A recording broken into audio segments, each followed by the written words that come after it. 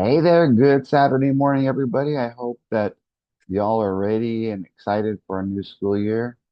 Perhaps there's a few of you out there who still don't have your students except on a piece of paper. Enjoy those last few days. If that's the case, for those of you who already got started, blessings to you and yours for a prosperous and productive school year. Remember, you're training the kids for life, not for a test, comma. But with that in mind, I want to spend the next couple of weeks and months helping you with every reading, writing, and math problem that had trouble on the 2025 star this past spring. The way I look at it is like this. If I'm holding two bowls, one of them is a solid bowl, but I want you to think of it as red. I have both of these when I bring them to my trainings. In fact, I used them this past week in my 4 trainings that I did. So this solid bowl is that grade level that you teach, and you're trying to pour information into those kids, and for some reason they're not getting it. And it's because you imagine inside that red bowl, there's another red bowl called a colander. And so you're trying to pour content into students who did not grasp skills, concepts, TEKS from the previous year. And so you're basically working with colanders, not bowls.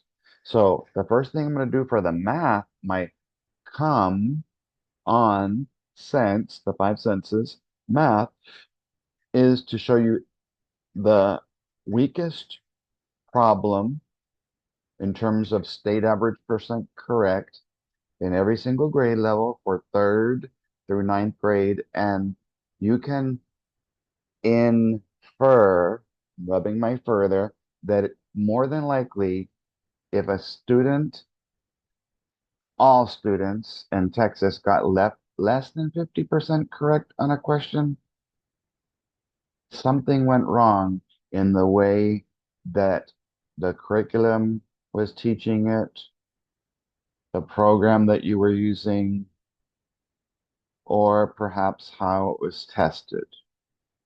So, because students have a short memory, I'm going to show you how to do things over these next couple of months in a way that kids will remember things forever, not just till they walk out of your classroom that day or till the next month. So, the fourth grade problem that had the lowest percent correct was question number 16, and it basically needed 3 steps. So, since kids don't have endurance, if they can't even get past the first step, imagine them trying to go to the second step and the third step. So before I even show you the problem and my way to teach it using my materials, I'm going to do a little preview. The first sentence that has a period at the end, period, problem, question mark, and the skill, the T comes from the question. The first sentence says the perimeter of something is blah, blah, blah feet. The length, singular, of that same rectangle is blah, blah, blah feet. What is the area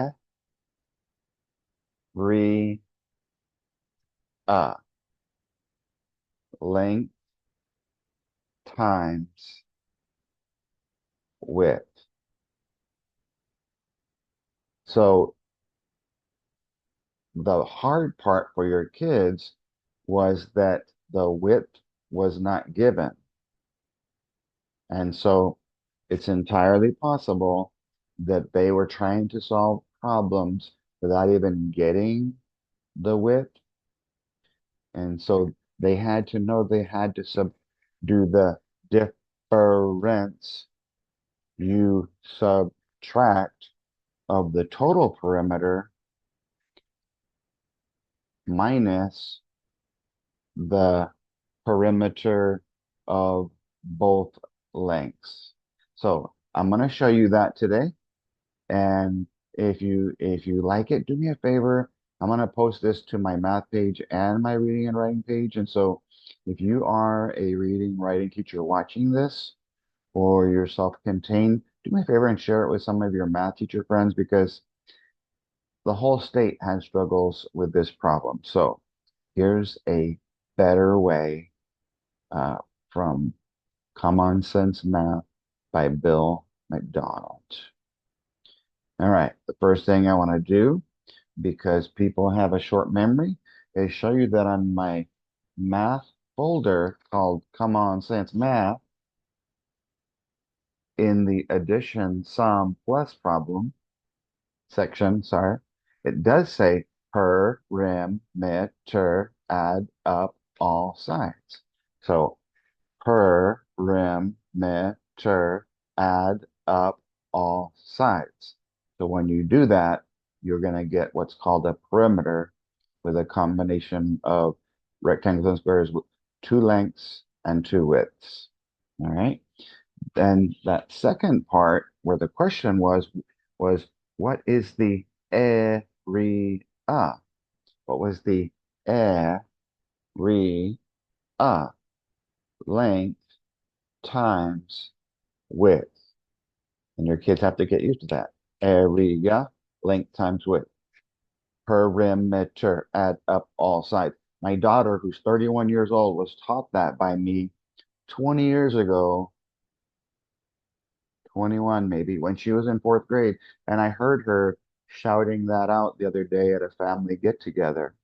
She remembered for 21 years something that I taught her to help remember the difference between area and perimeter.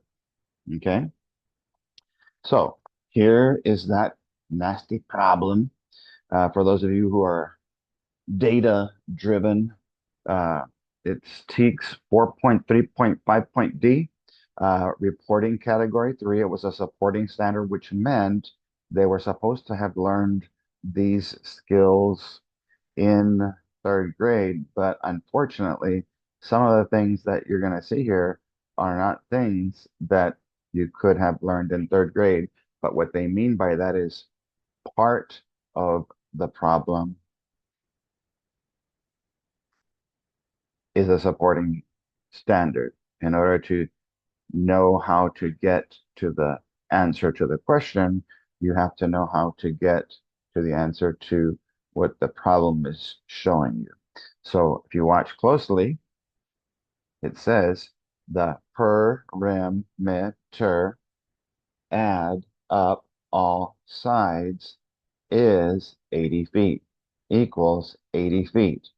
The length, singular, of the rectangle is 23 feet. So there's 23 feet. So once your kids see that, they have to right away remember that a rectangle and a square have two opposite sides. So I would have to write 23 feet again. Then it said, step 2 down here, what is the area, length times width of the rectangle in square feet? So let's work on step 1, doing this that they were supposed to have learned in third grade. Only 34% correct in the entire state of Texas. That means that 66%, 2/3 of the kids in Texas, did not know how to do this because they got it wrong. All right. So you take the total, the perimeter, and subtract 46, the length of the two lengths that were mentioned. So you get a total of 34 that represents the two widths. So when you divide 34 into two equal parts, then you get 17. Well, 17 what? 17 feet. Make sure that your students do a good job of labeling their key words that should be going after the numbers. Okay. And so something I want to show you on the place value chart is there's the 80 feet, 8 in the tens, 0 in the ones, key words, feet, perimeter. 17 feet was the one length that we figured out after doing step one. Okay. Step two, what is the area length times width of this rectangle in square feet? Make sure, I don't think they would be evil enough to do it, but it's possible they could change feet to yards or feet to inches, and your kids have to know conversions. So as soon as they see area, they can, on blank paper or line paper, go ahead and write in length times width, and then they can write add up all sides when it comes to the perimeter. Okay. So now the second part is, now that I know that the width is 17 feet and the length is 23 feet, then area length times width is going to be 23 times 17. And a lot of kids might struggle with this part because they don't know how to multiply two-digit numbers. And so I want to show you uh, a method that I call tic-tac-toe. All right. So we'll start in the ones place. And it's sort of like spiders or Spider-Man climbing a web. And jokingly tell your kids that because spider heroes are right-handed, they're gonna go to the right first because they make their little web. Imagine 3 times 7. The product of 3 and 7 is 21. Put the 1 and carry the 2. Then come back down that web. The product of 3 and 1 is 3, plus the 2 that we carried is 5. So 17 times 3 ones is 51. Okay. Then you can play something that I call tick, put an X, tack, put an O underneath because the next digit is in the 10th place, so that's where it has to start. Okay. And then toe, we can cross off any carries that we have. And so what their kids see now is 17 times 2, but it's technically 17 times 20 because of the 2 being in the tens place. Okay, so again, I will start with this number on the bottom and climb the building to the right. 2 times 7 is 14. I'll carry the 1, come back down that web. 2 times 1 is 2, plus the 1 you carried is 3. So then you add up the 340, which is 17 times 20, and the 51, which is 17 times 3. 1 and 0 is 1, 5 and 4 is 9, 3 and nothing is 3. So you have 391 square feet, which would be letter D. Okay. And I don't want to spend time on this video doing it, but knowing the state, those other three numbers represent all of the different ways you can use the number incorrectly. For example, if they think that all they have to do is add the total perimeter and one length, that's 103. Okay. That's not how that works. Okay. So that's just one example of how they throw tricks at your students. So that is the third grade problem. And I can 100% guarantee you that if your students would have had the common sense mathematic chart, which showed all of these things, or had been trained by you who was trained by me how to do something like this, we wouldn't have these problems. And you saw that I made it very visual, very auditory, and kinesthetic to help your kids. That's using the senses in the common sense math. So I would love you to do me a huge favor and share or tag your math teacher friends. And keep in mind that if the students came into fourth grade looking like a colander when it comes to concepts of perimeter and area, you fifth grade teachers are going to see, because all those kids that were fourth graders, if they pass, are going to be fifth graders now. And so that's a gap that you're going to have to work on and help your kids understand.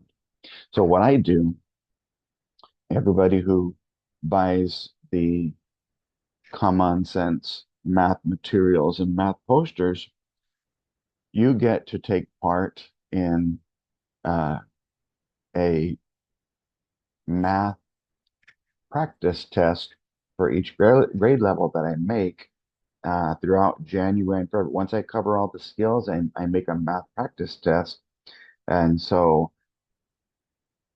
I make one from each grade level using the 10 to 15, sometimes 20. If there's too many problems that had less than 50%, then what I'll do is I'll have a few more. If there's less problems that average less than 50%, so I make up entire different problems using the skills and the keyword strands and the same difficulty level that your students have. And those are made in throughout January and February for third through ninth grade.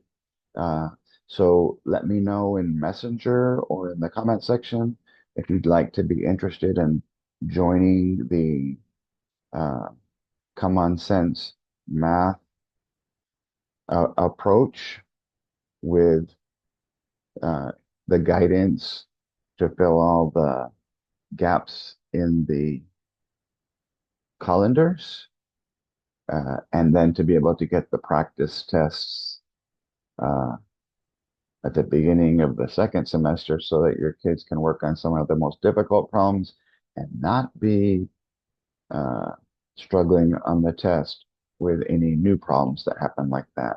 Let me know if you have any questions. Good luck. God bless.